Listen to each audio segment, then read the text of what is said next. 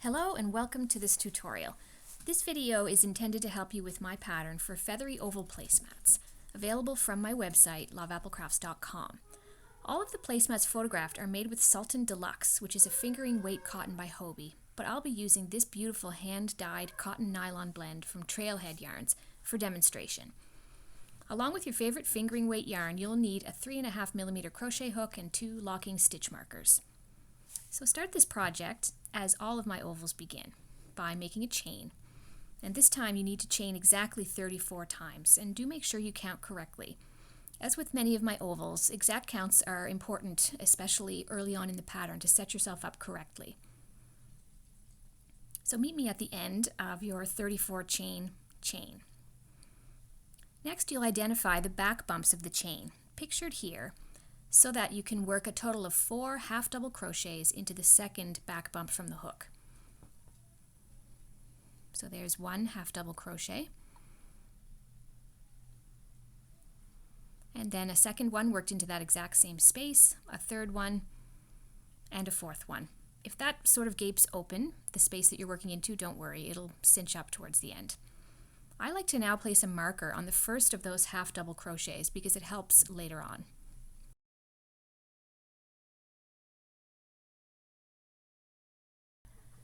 Next, you're going to identify the top loops of the remainder of the chain, shown here, and you're going to work a half double crochet into each one of those all the way down the chain, stopping before the last one.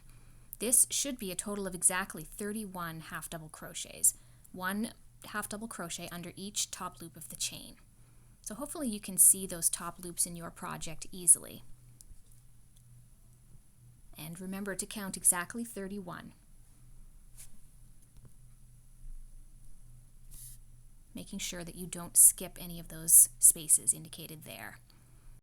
So here I am finishing those 31 half doubles, and you should have 1 loop left to work into after the 31st one. So here's number 31. Now we're going to work 4 half double crochets into that same loop, the very last one. This will create the second semicircular end of the placemat. Now that space has the slip knot attached to it, so you can tighten it once you finish working those 4 half double crochets into that space. When you're finished working those 4, I like to place another marker on the first one of those 4 half double crochets, and for this I usually have to count back from the last one that I worked. So there's the one that I just worked, that's the 4th, 3rd, 2nd, and so this one is the 1st. Along the other side of the chain, we're going to work in the natural hole that occurs beneath the remaining 2 loops of the chain. So work 1 half double crochet into each of those natural spaces, making sure that you don't skip any. Hopefully you can identify that natural hole in your work under those 2 loops. Here are the last 2.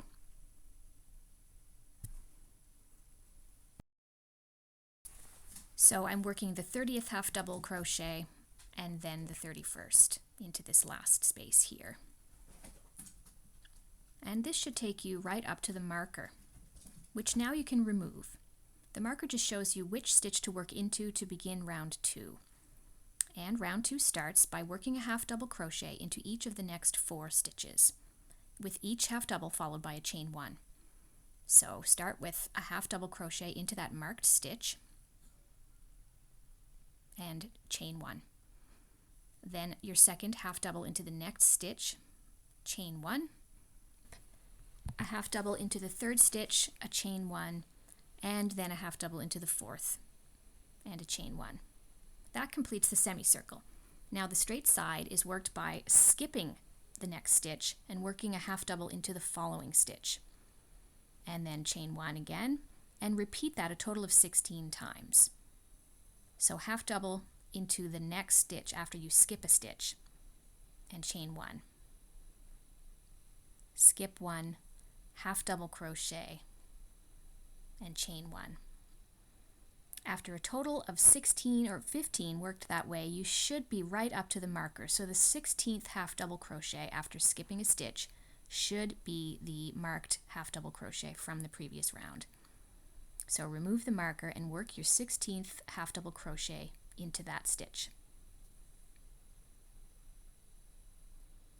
Now we're going to work the other semicircular end the same way we worked the first one, by working 4 consecutive half double crochets without skipping a stitch 4 times and with a chain 1 in between. So there's the first one, chain 1, the second half double into the next stitch, chain 1, the third half double into the next stitch, chain 1, and the fourth half double, chain 1.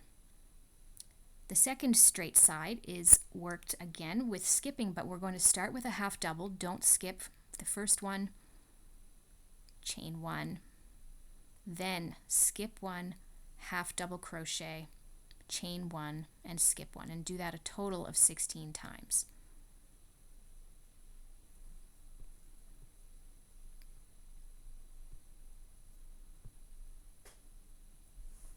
Once we get to the end here, the 16th one is the end of the round, and we're going to place a marker on the body of that half double crochet to mark the end of the round. And that completes round 2. Now I'm going to switch to a different project briefly, just to demonstrate the next technique we need, called the feather stitch. It's a type of puff stitch that is worked across 2 chain 1 spaces. Sorry this video is dark, it's one of my older ones before I figured out how to brighten my videos a bit. We make use of the chain 1 spaces in the current round and also the skipped half double crochet from the round before, indicated here by those lower yellow arrows, when we work a feather stitch. So let's do it. Start by yarning over, pull up a loop in the next chain 1 space, so you have 3 loops on the hook, then yarn over again, and pull up a loop in the previous round in the space immediately below where you are. Now you have 5 loops on the hook. Finally, yarn over a 3rd time and pull up a loop in the next chain 1 space in the current round. So we advance into the next chain 1 space. Then yarn over and pull through all 7 and chain 1 to finish. Now the next feather stitch is always started in the same chain 1 space that you just finished the last one in. And that applies to feather stitches and feather stitch increases, which we'll do next. Before we go back to our project, I want to show you what it looks like when you're working into a row of existing feather stitches.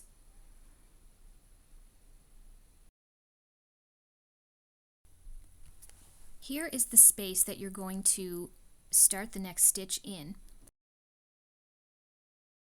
This is the space where you will insert the hook to pull up a loop from the previous round. So let's just do that quickly. Start the stitch in this space and then insert the hook into the space between 2 feather stitches in the round before, and then advance into the next stitch. Yarn over and pull through all 7 stitches and chain 1 to finish. So back to our project. Round 3 starts by working a feather stitch into the next chain 1 space. So it's harder to see on my project, but hopefully you can see what I'm doing. I've pulled up a loop in the next chain 1 space, pull up a loop in a space from the round before. It's actually a skipped half double crochet down there, and then pull up a loop from the next chain 1 space. So that completes our first feather stitch. Now we're going to work an increase feather stitch. This is where the first arm is worked in this space here, the same space as the last part of the previous stitch was worked. The leg is worked into a space from the round before, but the last part is worked into the same space as the first parts, so you don't advance into the next chain 1 space. Everything is worked into these circled spaces here, so that it gets a bit crowded. So let's do it. Start by yarning over and drawing up loops in the next chain 1 space and the one from the row before as usual. Then hopefully you can see that I'm going back into the same collapsed space to pull up the last loop. Then finish the stitch and work 2 normal feather stitches. Hopefully during these normal feather stitches you can see me advancing into the next chain 1 space when I pull up the last loop. So after those 2, finish the semicircle by working 1 more increase feather stitch. So we'll do that now. Unfortunately, we have a nice open chain 1 space to use. So here I am going back into that same chain 1 space to finish the stitch. Now we're going to work down the straight side of the placemat by working 17 regular feather stitches.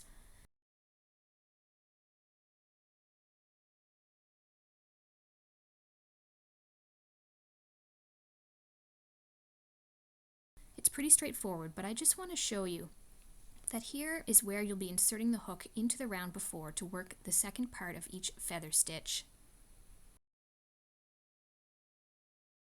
It's actually the skipped half double crochet from the round before, so that's where you'll pull up that lower loop.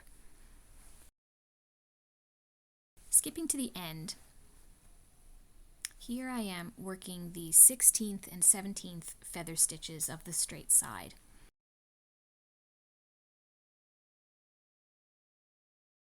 And I'm ready to work the other semicircle. This semicircle is worked the same as the first one. We start with an increase feather stitch. Then we work 2 regular feather stitches in a row. Again, always remember to start every feather stitch in the same space as you worked the last part of the previous one. So in the case of working a feather stitch after an increase, you're actually going to start it in the same space that you worked the entire increase. Finally, after your 2 regular ones, work another increase feather stitch, and that completes the semicircle increases for this round.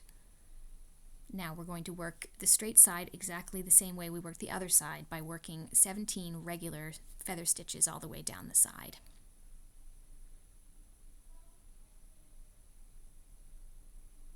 So skipping to the end of that, I just want to show you how to use the marker.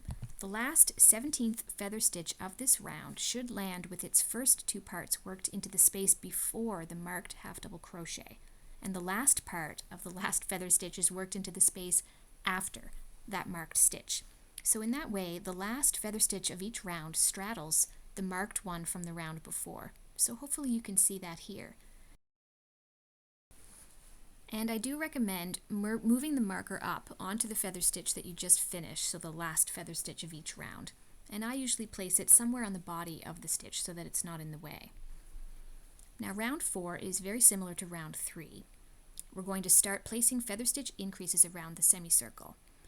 Now that we're working feather stitches into a round of existing feather stitches, I just wanted to show you that here is where to insert the hook into the round before to work the lower limb.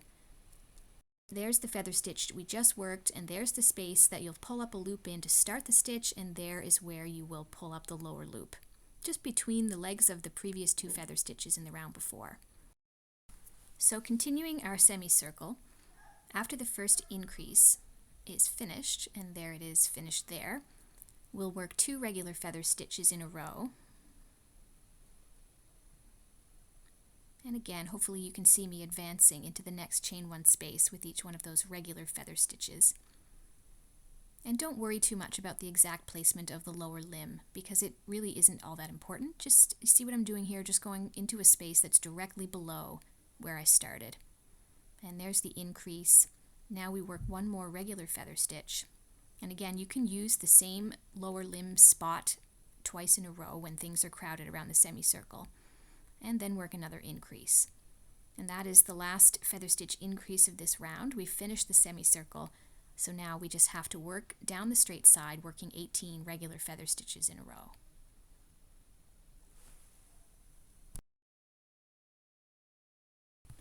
Here we are at the other semicircle, and we're going to do it exactly the same way. Just follow the pattern. Start with an increase feather stitch, 2 regular feathers, another increase, a regular feather, and another increase.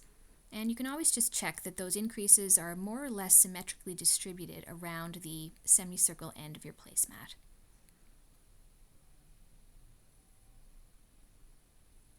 Then work 18 feather stitches straight down the side.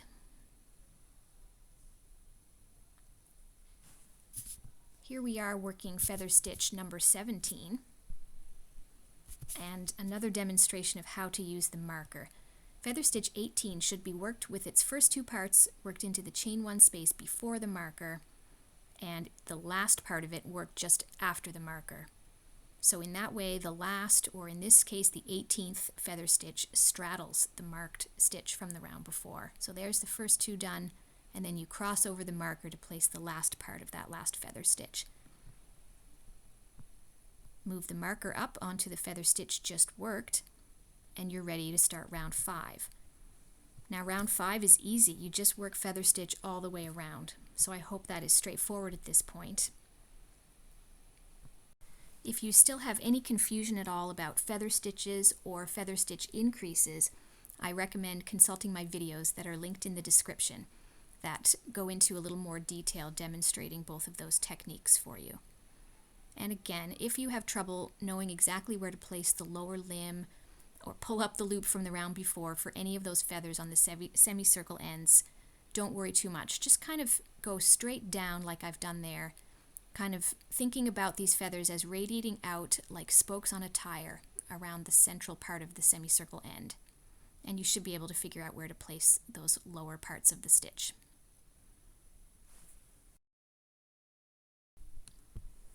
So here we are again at the last part of round 5, and we'll just place the very last feather stitch with the first two parts of it worked before the marker and the last one after the marker. Then we'll move the marker up onto that last stitch worked, and we'll be ready to start round 6. Round 6 is a half double crochet round, so there are no feather stitches, and these types of rounds always start by working the first half double into the same space as the last part of the last feather stitch was just worked. So that's what I've done here.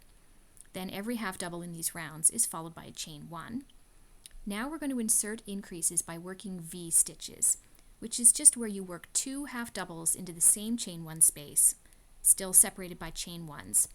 So these 2 half doubles in the same space create a V shape that you can see here. All of the remaining increases in this pattern are going to be worked this way, so it's much more easy, I think, than the feather stitch increase. So work 9 of these V stitch increases in a row around the semicircle end of the placemat. So again, you're going half double, chain 1, and then half double, chain 1, all in one space to create this V.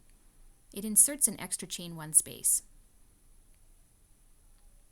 So do that a total of 9 times, and then work down the straight side by just working 1 half double into each chain 1 space 15 times in a row in total.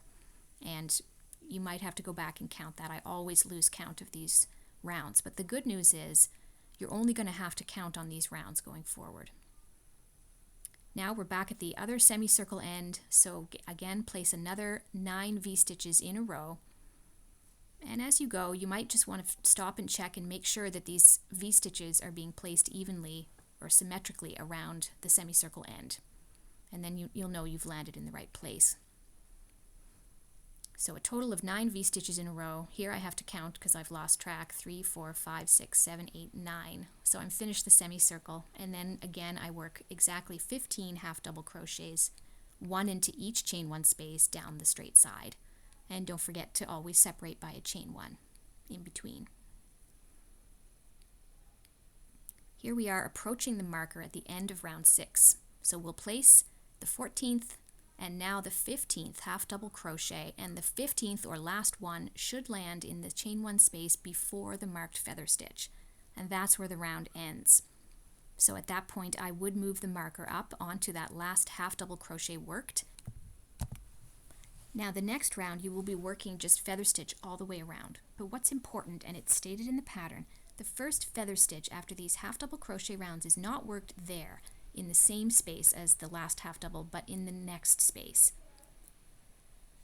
Other than that, that's really all you need to know for these rounds. You just work feather stitch all the way around. There's no need to count. Here I am at the end of those 3 rounds that are just feather stitch, working the last feather stitch straddling the marked stitch, and I haven't even bothered to move the marker because I know that the marker moves up in a diagonal line to the right, as you can see here. And so you can wait until the end of that section to move the marker up if you want to, or you can move it after every round. Rounds 10 to 21 are just repeats of those same techniques, nothing new, so I'm going to jump ahead to the end of round 21. After we've worked 5 of those basic feather stitch rounds in a row, and I want to show you again how the marker just moves up through that feather stitch section up in a straight diagonal to the right. So for the first round of the edging, we're simply going to work 2 single crochets into each chain 1 space. So just finish up your feather stitch row and go right into this, working 2 single crochets into each chain 1 space around. It's quite straightforward, so I'm going to jump ahead to the end. Once you've gone all the way around, I recommend joining to the first single crochet of the round using an invisible join. So this is quite easy to do. Simply take the hook out of the working yarn and pull the loop large so it doesn't unravel. Identify the top 2 loops of the very first single crochet you worked in this round. So here it is here. Make sure you identify it correctly in your work. Insert the hook from back to front, so backwards, under those 2 loops. Place the working loop back on the hook, pull it tight so that you can pull it through from front to back. You could always just do a regular slip stitch join here, but if you do it backwards like this, it allows you to start the next round by working what I call a half double in place. Pull the working loop up to a height a little taller than a regular half double. Hold it firmly against the hook and bring the hook forward and swing it behind this loop, using that loop to create a yarn over. Then, holding everything still in place, insert the hook from front to back into the stitch at the base of this loop, so the same stitch that this loop is coming out of. Then yarn over and pull up a loop, and then yarn over, pull through all of the loops on the hook, including the one that you were holding with your finger, which now will kind of come loose and untwist itself. So what I like to do at this point is use the marker to kind of wrap that last loop that you pulled through back around the working loop so that it kind of forms like a necktie wrapped around the stitch, and then grab the 2 loops around from the other side, put a marker on them, and then I go a step further. I attach that marker to the project so that those 2 loops stay facing the right way and they don't go flopping around. You're going to use those 2 loops to join to at the end of the round. Now, if you found that confusing in any way, I don't blame you, and I recommend Yay for Yarns video, which I've linked in the description, to learn how to do a half double crochet in place properly. This creates a seamless join when you're working in the round. If you don't want to do it, you could just replace that with a chain 2 and move on with your life. So as the pattern states, follow that with a chain 1, then we're going to skip a stitch and work a half double crochet into the next stitch. And then chain 1, and repeat that a total of 15 times. So skip a stitch, work a half double crochet into the next stitch, followed by a chain 1. So if you do that 15 times, including the first half double that we worked in place, we will have a total of 16 half double crochets. Then we're approaching the semicircle end, so we're going to have to crowd the half doubles slightly. So work 1 without skipping, then skip half double chain 1, skip half double chain 1, and then a second time work a half double without skipping a space. So this sounds complicated, but it's sort of, I like to think of it as don't skip, skip, skip. And you're going to do it a total of 16 times. Here you can see the sort of V shape that the don't skip part creates in your work. So if you need to go back and count those, you can. After you've worked all the way around, just following the pattern, using the don't skips on the semicircle ends, here is our original half double crochet worked in place. Take the marker off those 2 loops and do another invisible join. So insert the hook from back to front, backwards, under those 2 loops, put the working loop back on the hook, and pull it through from front to back. You could actually do a regular slip stitch at this stage in the pattern. It doesn't really matter. So join that there with any kind of slip stitch you want, and then round 3 of the edging simply has you again working 2 single crochets into each chain 1 space. And just go straight into it. No need to chain 1 or anything to start the round. Just go straight into working 2 single crochets into each chain 1 space, and do that all the way around.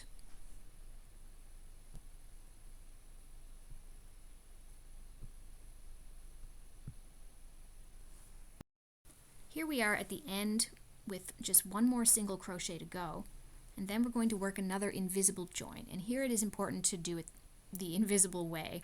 So remove the hook from the working loop and identify the very first single crochet of this round. Make sure you do kind of move that other funny loop out of the way to identify the top 2 loops of that first single crochet that we worked in this round. So here I've got the hook from back to front under those 2 loops. Then put the working loop back on the hook. Pull it tight so that you can pull it through from front to back. Round 4 of the edging then starts with a single crochet in place, which is easier than a half double. Simply insert the hook into the stitch at the base of the working loop, so right in there, and work a single crochet. Now we're going to work around in fan stitch, in which we skip 2 stitches and work a total of 6 double crochets into the next stitch. So 6 double crochets are going to go into that same stitch, the 3rd stitch from where we started. So that's 2 double crochets, 3, 4, 5, and then I always have to count to make sure that I have 6. Then we'll skip 2 more stitches and work a single crochet into the next stitch. And fan stitch just has you repeat that all the way around. So working 6 double crochets into the same space and skipping 2 on either side. You don't have to count the number of fans. They're worked exactly the same way on the semicircles as they are on the straight sides. So no need to increase or do anything fancy in this round. So just work in fan stitch all the way around. If you haven't made any errors, you should end up that you have exactly 2 skipped stitches and then that first single crochet of the round. So at this point, just cut the yarn and pull it through. And we'll work a seamless join to that first single crochet of the round, which was your one that you worked in place. So thread the yarn tail onto a tapestry needle, and of course now we're into finishing, which is not exactly my forte, but I just tend to work a seamless join to that first single crochet. So find it, identify its top 2 loops. They're a little blurry there, but hopefully you can see them. Insert the tapestry needle from front to back underneath both of those loops and pull it through, and there you can see there's that single crochet, and kind of pull it snug but not too tight, and then insert the tapestry needle back under the back loop of the double crochet that was at the end of that last fan. And then I tend to go through a few stitches at the back as well, just to start the process of weaving the yarn in. So just make sure you don't pull it too tight. Try to make sure that it looks fairly seamless, and then weave the end in. I think that looks pretty good. You can't really tell where it ended there. So I hope you enjoyed this video. It's a lot less complicated than it seems. I love the way these look, especially with a nice feathery ombre yarn, or you can use a sport weight if you like. The pattern includes instructions for that as well. Thank you for watching.